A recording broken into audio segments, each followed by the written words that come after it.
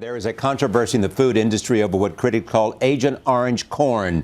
The genetically modified vegetable is protected from a herbicide that kills so-called super weeds, but it is linked to the notorious Agent Orange used in Vietnam. Many farmers are thrilled with the corn. Many critics think it will lead to more use of toxic chemicals.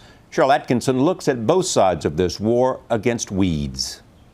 They're just a pain in the neck to deal with.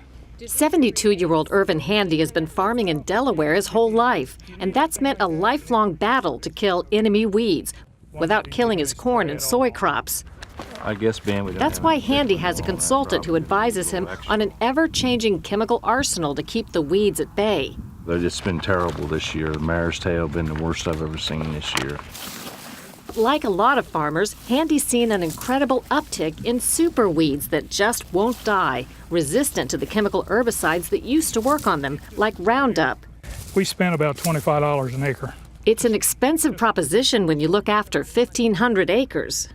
In 1998, Delaware was the first place these super weeds popped up. Since then, an epidemic as weeds spread across the country, confounding farmers and costing them millions as they search for new weapons. Just to look at these, we made them a little bit sick, but we didn't kill them. Just how tough are the weeds to kill? So tough that a leading weapon of the fight against them is an herbicide made by Dow called 2,4-D, one of the components in Agent Orange, used by the U.S. military in Vietnam and notorious for links to cancer and birth defects. Dow AgroSciences says the herbicide is perfectly safe, citing numerous government approvals. But what has ecologists and food safety advocates worried is any idea that greater amounts of 2,4-D could be used on American crops due to a new innovation by Dow, corn that's resistant to 2,4-D. Right now, 2,4-D can only be used on crops very early or late in the growing season, or it kills the crops along with the weeds. But Dow has developed a genetically modified corn called Enlist, resistant to 2,4-D. That way, the herbicide could be used all season long. Those concerned about food safety are asking, are we going too far to stem the weeds? We have no idea what the cumulative effects are on people. We have no idea what the synergistic effects are. What happens when you're exposed to more than 1, 2, or 3, let alone thousands of chemicals? Gary Hirschberg heads a group called Just Label It. He's built a $400 million organic dairy business without using herbicides at all. He says he's not against genetically modified food, but wants it to be labeled as such.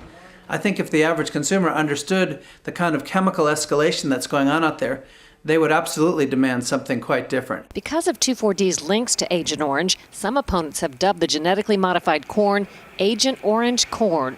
The group Vietnam Veterans of America is stirring the pot. Last month, it wrote President Obama, urging him to look into how increased use of 2,4-D might affect people. Dow says it's safe for people and no herbicide has been more extensively studied. So far, federal regulators agree. In April, the EPA rejected an environmentalist petition to pull 2,4-D from the market, and federal approval of Enlist corn is pending. Most experts agree the primary human damage from Agent Orange came from a different ingredient. Dow says the comparison and the nickname are simply scare tactics, that the new 2,4-D is fundamentally different than the one used in Vietnam.